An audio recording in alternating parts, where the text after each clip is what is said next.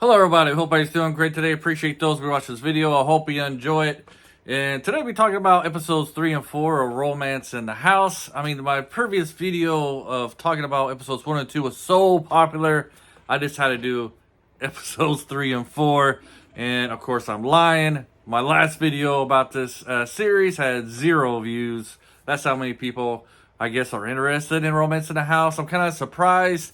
I usually can tell how popular a series is by how many views I get. I'm a very small channel. I don't get very many views. But, you know, if a series is very popular, I can get up to 100 or 200, which is a lot for views for me.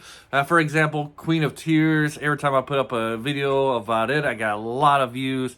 And it was a massive hit.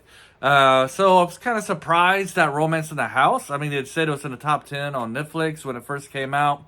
Kind of questioning that right now.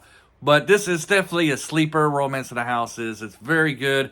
The one I think everybody's really liking at the moment is Love Next Door on Netflix. But Romance in the House, these first 4 episodes, even last week's 2 episodes, I think were better than Love Next Door. And the reason I really enjoyed this one is because you got a little bit of, while the title, of course, is romance in this one, it's not centered solely around romance. You got other storylines that are going on that I like.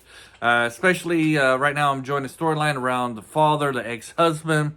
You know, he was a poor, kind of loser, always causing trouble for his family. He returns to his family being very wealthy. And so the mystery is kind of like, where did he get his wealth from? How did he acquire it? And did he have anything to do with the fire of the villa that he just bought? The owner of the villa died, and it's obvious that he visited the owner of the villa the next day, the previous day. There's evidence suggesting that the father might have been the one who caused the fire. So I kind of like that mystery part of it. But the show is really about like a broken family. He divorces his wife because they basically kick him out because of all the trouble, especially the oldest daughter.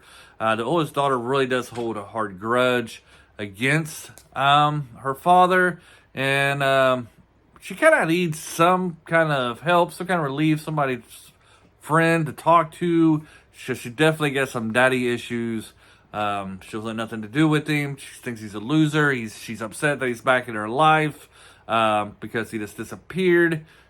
I mean, it's kind of her fault that he disappeared. She told him to go and never come back. Then he comes back, and then he's like a different man. The father, the husband, ex-husband, you know, you can see that he's trying to make recompense, you know, make things better, mend the bad that he's done to his family in the past. So it's going to be interesting to see, how did he acquire his wealth? Did he have anything to do with the previous owner's death? And it's just going to cause more trouble for his wife and his 2 kids into the future. Kind of like the relationship, how the son, you know, he's all happy that his father's back. He was too young to know the damage that the father did to the family. So he doesn't really know why his mother and his older sister kind of are suspicious about the father's activities and such. I think the mother is starting to fall in love with her ex-husband again, but this is kind of upsetting the older sister. The oldest sister. Say the older sister is only 2 children, but anyways, kind of upsetting her because she saw the pain and that her mother went through because of her father. And so the last weekend's episode is about her trying to basically keep her father away from the mother, trying to make sure that he doesn't seduce the mother again and have her mother fall back in love with her father. And you got the daughter's own little romantic storyline going on. And you kind of get the feeling that because of her father, she doesn't want to have a relationship with anyone. She doesn't really trust, I guess you could say she doesn't really trust men, that they can be there for them and stuff like that.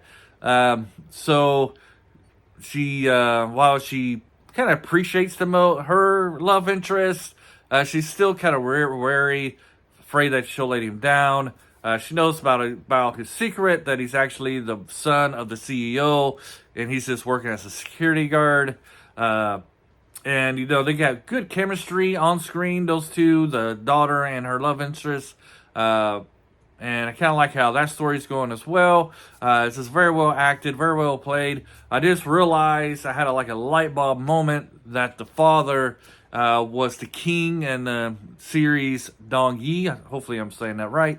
And I love that character. I loved how he portrayed the king. And then, you know, I recognized him because how he was saying some lines. It's like, that sounds so familiar to the king of Dong Yi. So I had to look it up, and there he was. He was the king. So, you know, he's a very good actor. Everybody, it's like it's very well acted, very well written. I think it's a sleeper, kind of like how the Atypical Family was. Like, it wasn't getting a lot of love, but it's a great show. This one, I feel like it's going to be a great show too, and maybe might be better than Love Next Door. So if you haven't watched any episodes yet, check it out. If you already seen the first 2 weekends, let me know. Are you enjoying it? Do you like it more than Love Next Door? If you've seen Love Next Door, what do you think about it? Are you what do you think? How do you think the father got his wealth? And where do you think the series is going from here? Have a great day, and bye.